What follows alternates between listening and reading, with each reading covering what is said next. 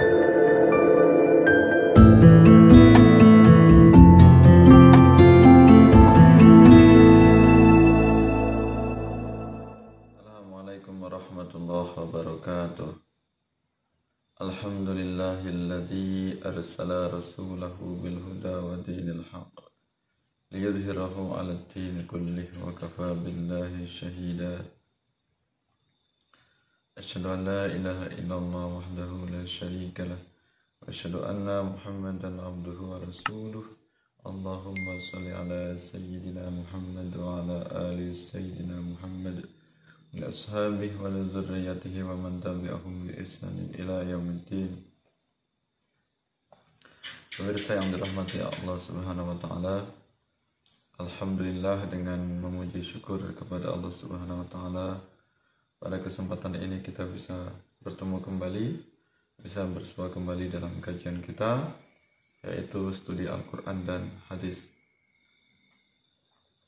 Terima kasih Anda semuanya yang sudah berkenan hadir di majelis ini. Mudah-mudahan kehadiran Anda semuanya, para guru, sahabat, para alim, para ulama, teman-teman semuanya, sahabat-sahabat semuanya dimanapun berada, menambah keberkahan, menambah rahmat dari Allah Subhanahu wa taala, tercatat sebagai pahala silaturahim. Amin ya rabbal alamin. Kita semuanya mendapatkan keberkahan dalam rangka yaitu talabul ilmi, ya, sehingga Allah memberikan tambahan ilmu, mencurahkan rahmatnya, kasih sayangnya kepada kita semuanya. Amin ya rabbal alamin. Dalam kesempatan ini kita akan membahas salah satu kajian, salah satu tema pokok tentang hukum bersumpah dengan mengatasnamakan Allah. Sumpah dengan menyebut nama Allah atau menjadikan asma Allah, ya, itu sebagai bentuk sumpah. Ya. Ini bagaimana hukumnya, bagaimana tinjauannya dalam ajaran Islam. Kalimat sumpah ini macam-macam, mungkin redaksi yang berbeda-beda, atau mungkin dengan bahasa Indonesia, atau dengan redaksi sumpah bahasa Arab, misalnya wallahi, ya, demi Allah, saya bersumpah akan menikahimu secepatnya, atau aku bersumpah kalau aku naik jabatan akan bersedekah 1 juta misalnya. Nah, jadi bersumpah dengan mengatasnamakan Allah atau nama Allah. Maka bagaimana ini hukumnya? Maka jika kita niatnya bersumpah adalah untuk kebaikan, maka ini hukumnya adalah boleh, ya, dalam rangka untuk sesuatu yang baik, atau kita meyakinkan seseorang dalam rangka untuk bentuk penguatan, meyakinkan seseorang bahwasanya niat kita adalah mulia, tujuan kita adalah baik, dan agar orang itu percaya, maka boleh kita bersumpah atas nama Allah. Nah, bagaimana jika kita bersumpah tapi tujuannya adalah bohong, ya, menyebut nama Allah, mengatasnamakan Allah, tapi sebenarnya sebagai bentuk tameng atau menutupi tujuan kejahatan kita, tujuan buruk kita, tapi mengatasnamakan Allah. Maka bagaimana ini hukumnya? Kalau memang kita niatnya dari awal adalah kebohongan, untuk menutupi kebohongan kita, kemudian agar orang itu yakin, percaya dengan kita ketika kita berbohong sehingga kita menggunakan nama Allah, maka ini hukumnya adalah dosa. Hukumnya dosa besar. Ya, ini namanya adalah sumpah palsu. Ya. Sumpah palsu ini berarti bersumpah mengatasnamakan Allah dalam rangka untuk menutupi perbuatan jahat agar orang itu percaya. Perbuatan buruk kita sembunyikan, sehingga orang yakin dengan perkataan kita, yakin dengan kata-kata manis kita. Kemudian kita dengan mengambil kalam Allah atau menyebut nama Allah, bersumpah atas nama Allah, ini disebut dengan sumpah palsu. Hukumnya adalah dosa besar. Ya, hukumnya setara, sederajat dengan dosa besar yang lainnya, seperti membunuh,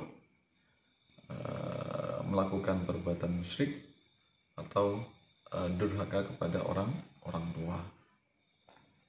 Ya, maka kita perlu menghindari, jangan sampai kita melakukan kejahatan, menipu manusia dengan mengatasnamakan Allah.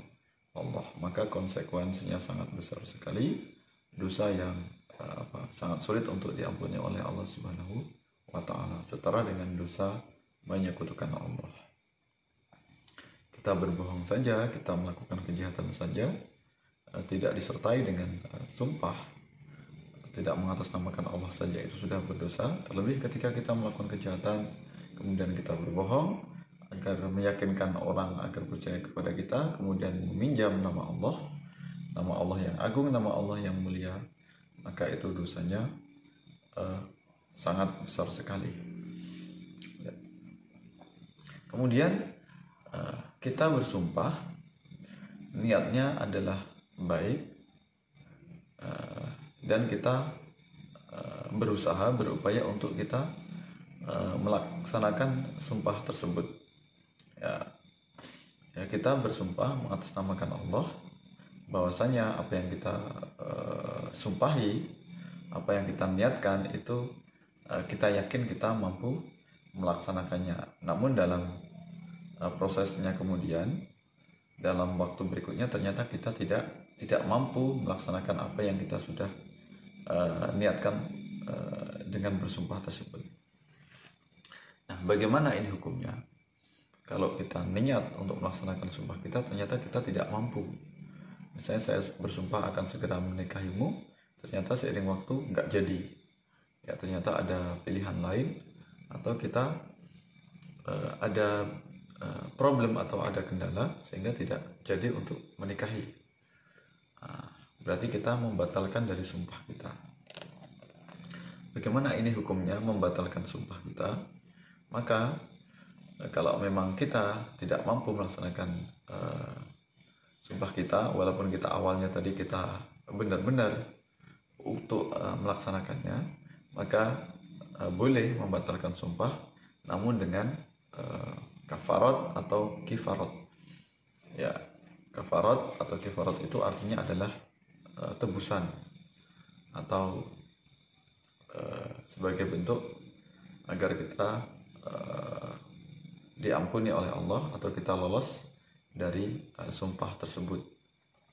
Ya, nah, ini sebagai bentuk kifarat atau hukuman, sanksi ketika kita bersumpah tujuannya baik, namun dalam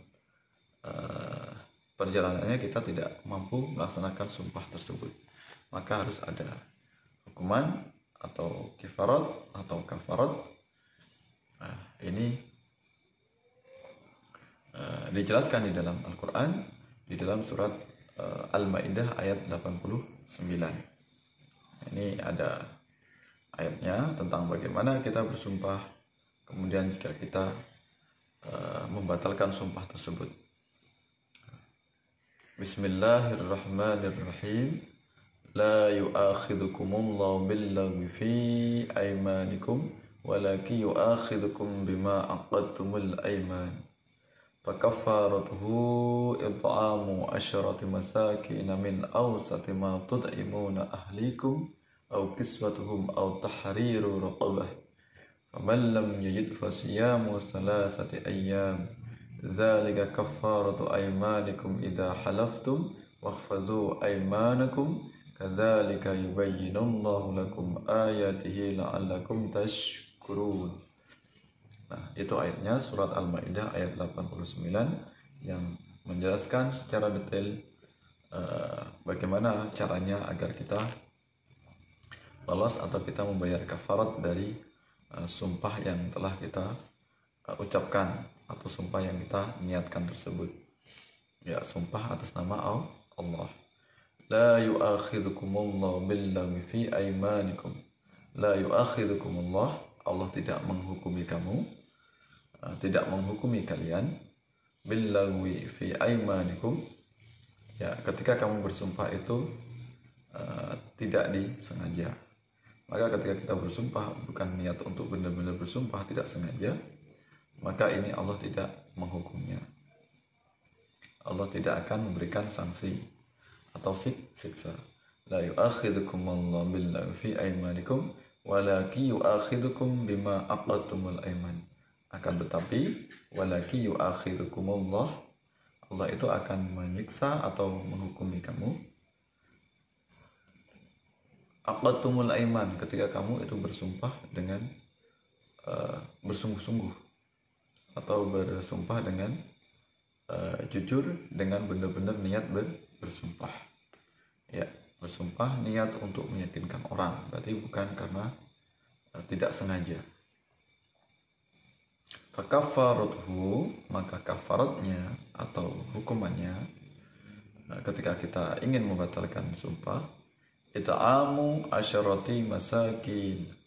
It'am yaitu memberikan makanan, asyarati masakin yaitu 10 orang miskin, ya. It'amu asyarati masakin min awsati ma tud'imun ahlikum, ya. Ya. Nah, memberi makan kepada orang miskin yang itu awsati ma tud'imun, yaitu yang setara atau seperti sejenis apa yang kamu makan. Ahlikum yaitu sebagaimana keluargamu makan.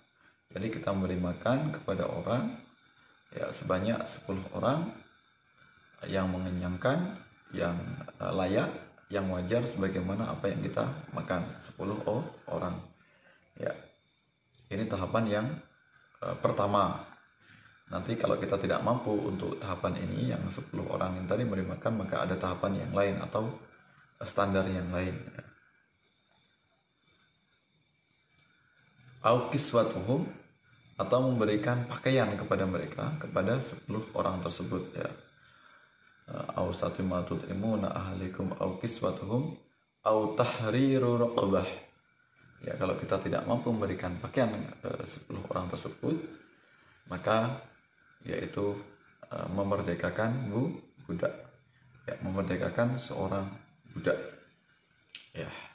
Nah, itu tahap pertama adalah memberikan makan 10 orang miskin. Kalau tidak mampu atau cara yang lain, kita memilih cara lain yaitu dengan cara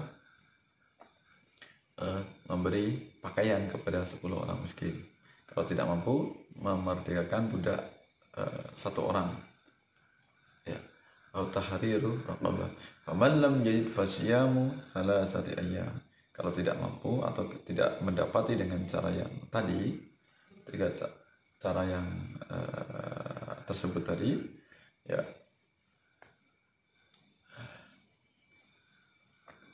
faman lam yajid fasyamu salasati ayyam, maka dia berpuasa selama 3 hari.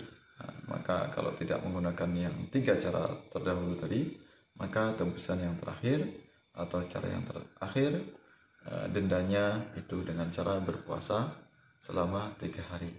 Nah, ini terserah hari apa saja, mau berturut-turut boleh atau dipisah juga boleh. Yang penting sebanyak puasa 3 hari. Ya. Dzalika kafaratu aymanikum idza halaftum. Ya, itulah sebagai kafarat, sebagai tebusan atau sebagai penebus dari sumpah kita, ya. Idza halaftum, ketika kamu bersumpah. Wahfadzu aymanakum, maka hendaknya kamu menjaga sumpah kamu, memelihara sumpah kamu, jangan main-main dengan sumpah, apalagi ketika bersumpah mengatasnamakan Allah. Terlebih lagi ketika bersumpah tujuannya jahat, menipu orang, ini dosa besar.